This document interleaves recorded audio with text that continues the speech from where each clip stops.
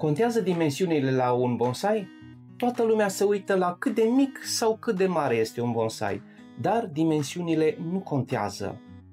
Ceea ce contează este caracterul, ceea ce poate să transmită un bonsai.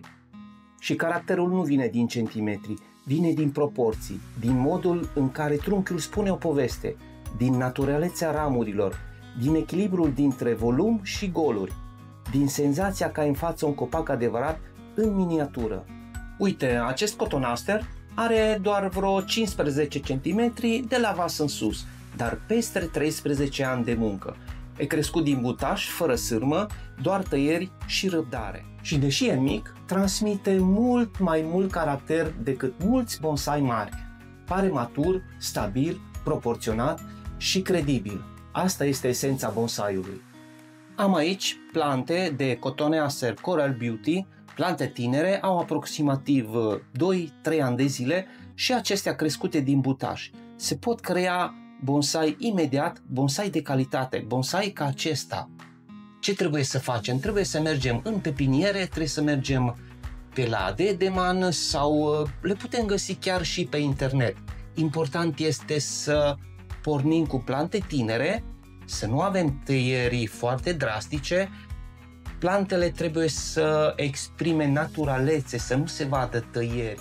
Și pentru că tot vorbim de caracter și credibilitate, trebuie să ating un subiect pe care poate o să doară puțin, dar este important dacă vreți să progresați în bonsai. Majoritatea bonsailor pe care îi vedeți în florării sau supermarketuri, Carmona, Ficus, Ficus ginseng, Serisa, nu au niciun caracter, nici proporții, nici viitor. Sunt plante tropicale forțate să trăiască în interior, în condițiile în care nicio plantă nu evoluează cu adevărat. Nu există plante de interior și plante de exterior. Există doar plante care în natură trăiesc într-un anumit climat. Interiorul e doar un compromis și pentru un bonsai, de cele mai multe ori, un compromis prost. Bonsai comerciali sunt produși rapid, doar ca să arate ok pe raft timp de o lună. Nu sunt gândiți să se dezvolte, nu sunt modelați corect, nu au rădăcini pregătite pentru viitor, nu au o structură de bonsai. De aici apar toate problemele pe care le vedeți: frunze care cad, dăunători, rădăcini putrezite, stagnare completă. Și mulți oameni renunță pentru că cred că ei sunt problema, că nu sunt buni, că nu au talent, că nu au răbdare. Dar adevărul e că materialul vegetal este greșit încă de la început. Un bonsai sănătos și frumos vine dintr-o specie potrivită pentru climatul tău, din ani de tăieri corecte și din atenție la proporții. Uite, exact ca la acest cotoneaster, mic, dar matur. Așa se formează un bonsai adevărat. Pe când acest ulm, uitați-vă, este tăiat brusc, este un trunchi destul de gros. L-am cumpărat pentru că am găsit totuși ceva în particular. Are formă conică, rădăcinile nu mă conving deloc, deci nu este un nebari. Deci dacă vedeți câte o rădăcină așa mai umflată, să nu credeți că este considerat un nebari. Aici va fi de lucru, va trebui să fac un marcotaj, va trebui să lucrez în partea de sus, să tai aproape tot, să las din nou să dea alte ramuri.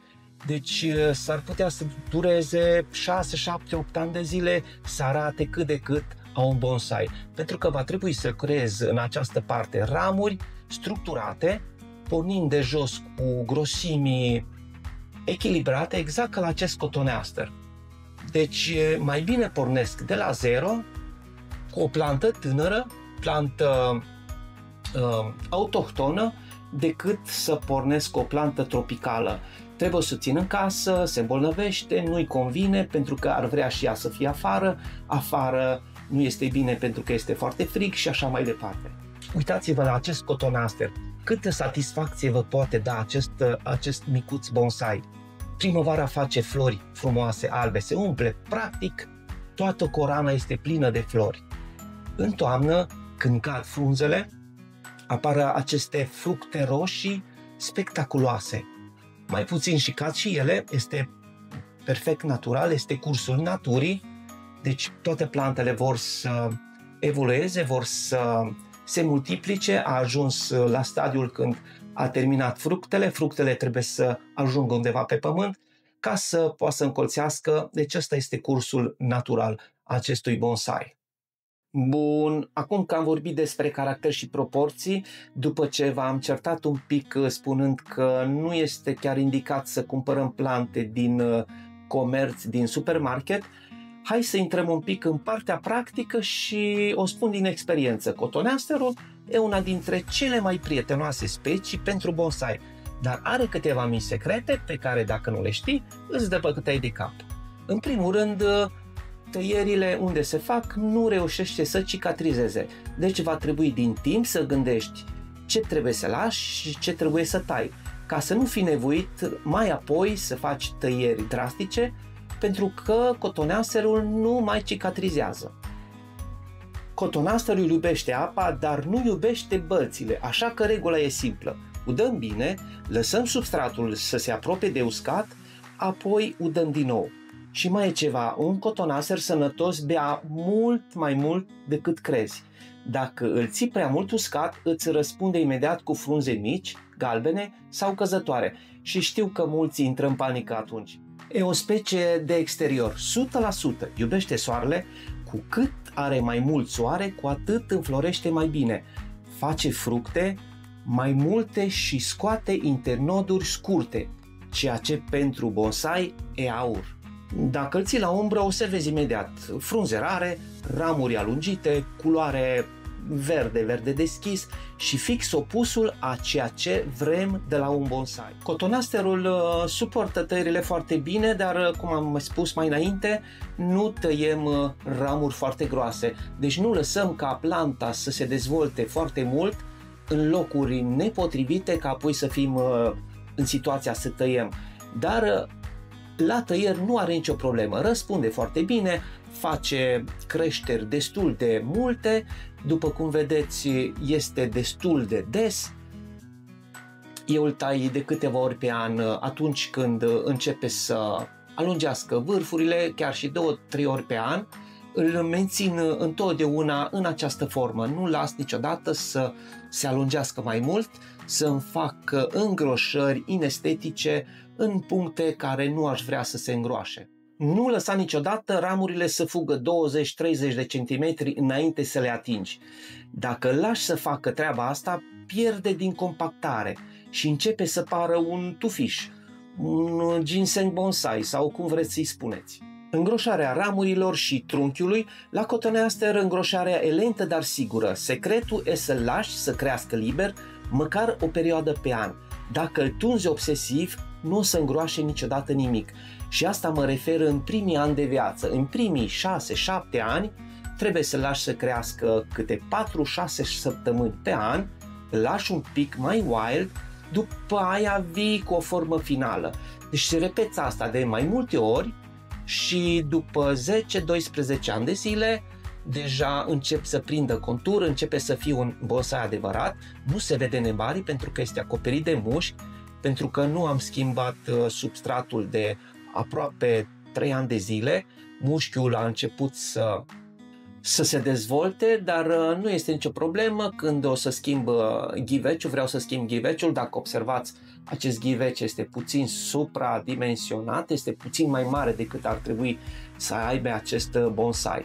L-am spart și nu aveam altul ca să-l înlocuiesc, așadar s-a ales cu acest ghiveci. Nici culoarea nu este potrivită, dar asta este. În primăvară o să-l schimb și o să arate mult, mult mai bine.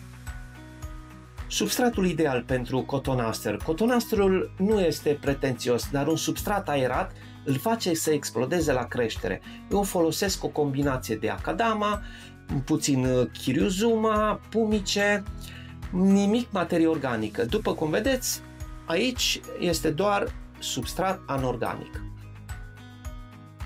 Dacă îl bagi într-un pământ greu, reține prea multă apă și începe nebunia cu rădăcinile și nu cred că cineva ar vrea să aibă probleme la bonsaiul lui începând de la rădăcini. Dacă rădăcinile nu sunt sănătoase, nu se dezvoltă, în partea de sus se reflectă problema care se întâmplă aici la ghiveci. Deci substratul este foarte important. Despre dăunătorii, unde trebuie să fim cu ochii în patru. Pare o specie super rezistentă, dar are un dușman clasic, păduchii lânoși. Dacă îi vezi, nu trebuie să te panichezi, o spălare cu jet, nim, deci uleiul de nim, repetare la 5 zile și ai rezolvat. E un copăcel foarte robust, dar nu înseamnă că îl lăsăm de izbeliște. Iernarea la cotoneaster. Foarte important, cotoneasterul trebuie iernat afară. Dacă îl bagi la interior, îl distrugi. Iarna tolerează lejer minus 10, minus 15 grade în acest ghiveci. Dacă temperaturile încep să fie puțin mai drastice, atunci îl punem într-o seră neîncălzită sau îl punem lângă un zid unde să nu fie vântul rece și asta este tot. Hai să-l dau pe ăsta la o parte, că mă încurcă, nu mai am nevoie de el. Eu nu zic să dați un like, nu zic să vă abonați. Vă zic doar că dacă vrei să ai un bonsai cu caracter, un bonsai care face flori, care îți face fructe, care îți spune o poveste, nu îți pierde următorul video, pentru că voi crea dintr-un bonsai de pepinieră, voi încerca să fac primii pași în lungul proces de formare a unui bonsai adevărat. Asta va fi probabil săptămâna viitoare, deci până la următorul video eu vă spun la revedere!